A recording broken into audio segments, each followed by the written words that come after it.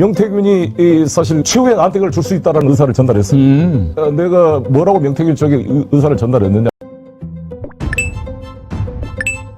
윤두광의 대통령직 직무정지가 임박했습니다. 민주당 등 야권 6당이 두창이 탄핵 소추안을 국회에 제출한 가운데 빠르면 6일에서 7일 표결이 될 것 같습니다. 그런 가운데 천하람 개혁신당 원내대표가 이준석 의원이 여당 의원 최소 6명 이상의 탄핵 찬성 의사를 직접 확인했다고 밝혔습니다. 현재 필요한 의석수를 생각하면 2표가 모자른 상황이긴 하지만 사태가 급변하는 만큼 더 늘어날 가능성도 크고 또한 표가 늘어날 호재가 떴습니다. 명태균이 어제 냉수로 샤워하다가 계엄령을 보고 마음이 변한 것 같습니다. 그가 송영길 전 대표께 SOS를 친 건 잘 아실 텐데 이제는 황금폰을 넘기겠다고 절규한 것으로 알려졌습니다. 송 전 대표의 충격적 폭로와 이 종국을 돌파할 해법 보시고 이어가 보겠습니다. 저는 우리가 탄핵 소추를 설명 한동훈과 서로 간에 정치적으로 딜을 해가지고 200석을 얻어서 8명을 더 얻어가지고 윤석열을 탄핵했다 할지라도 헌재가 기각할 수가 있어요. 이 헌재 구조를 믿을 수가 없습니다. 따라서 저는 보다 중요한 것은 검사 3명을 탄핵하면 검사들의 이탈자가 나오고 검사들이 이탈해서 내부 정보가 튀쳐나와야 탄핵에서 움직일 수 있는 탄핵 사유가 확보됩니다. 그리고 아까 말씀대로 이지형 부산지검 차장검사가 명태균 사건을 수사하고 있는데 명태균 변호사가 어제 중요한 이야기를 했어요. 이 녹음 파일 이게 3가지 핸드폰을 주려면 민주당에 줘야지 왜 여기다 주냐 그랬거든요.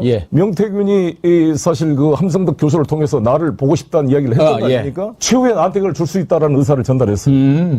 내가 뭐라고 명태균 쪽에 의사를 전달했느냐. 명태균이 양다리 걸치지 않고 진짜 공익제보자로서 이 윤석열 정권과 싸울 의사가 있다면 내가 변호사 시험기는 가겠다. 그래서 그러니까 이 명태균의 녹음 파일이 만약에 생생한 이 김건희와 윤석열에게 나오게 되면 움직일 수 없는 탄핵 사유가 됩니다. 아마 이 발표가 나니까 이 비상계엄 이거 조기 발동도 여기에 나는 관련이 있지 않는가. 이걸 차단하기 위해서.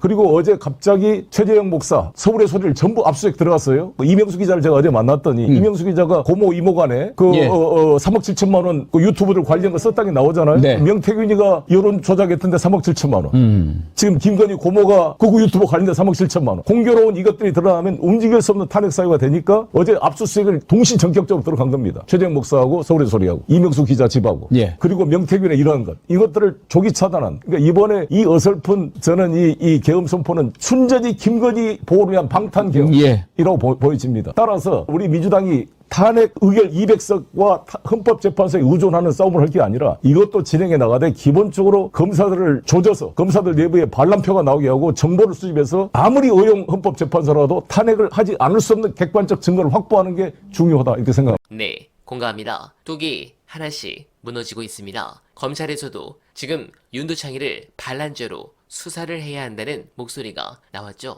이 검사는 김건희를 수사했던 검사로 아마도 이 자료를 JTBC에 주지 않았을까 가장 의심되는 인물 중에 하나였습니다.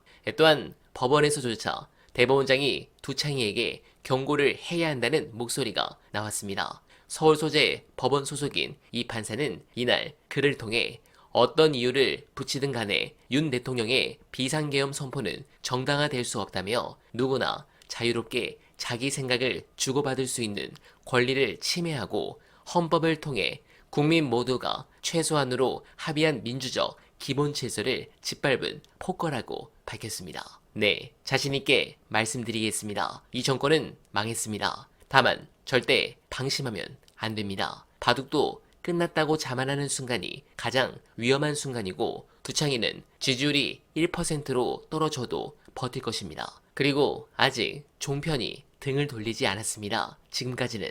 그렇다면 윤석열 지지율에서 70대 이상 영남에 거주하는 이직 노인들은 계속 지지를 할 것입니다. 그래서 숨도 쉴 틈을 주지 않고 밀고 나가야 합니다. 윤두창은 지금 대한민국에서 가장 위험한 인물입니다. 야당의 공세에 비상계엄을 선포한 사람입니다. 이제 탄핵과 사법 처리에 부딪히면 그 다음에는 전시 상황으로 나라를 끌고 가려는 건 아닌지 불안감이 듭니다. 당장 대통령 지지율이 한 자릿수로 떨어질 것이고 시민들의 사퇴 요구가 거셀 것입니다. 가장 위험한 사람이 가장 큰 권력을 지니고 있습니다. 계엄 선포 다음에 할 수 있는 것은 친위 쿠데타입니다. 당장 물러나게 해야 합니다. 이미 정상적인 판단을 하지 못하고 있습니다. 민주당이 이 부분에 대해서 국민을 믿고 강력하게 나가주시길 부탁드리며 어나바는 오늘도 최선을 다하겠습니다. 여러분 고맙습니다.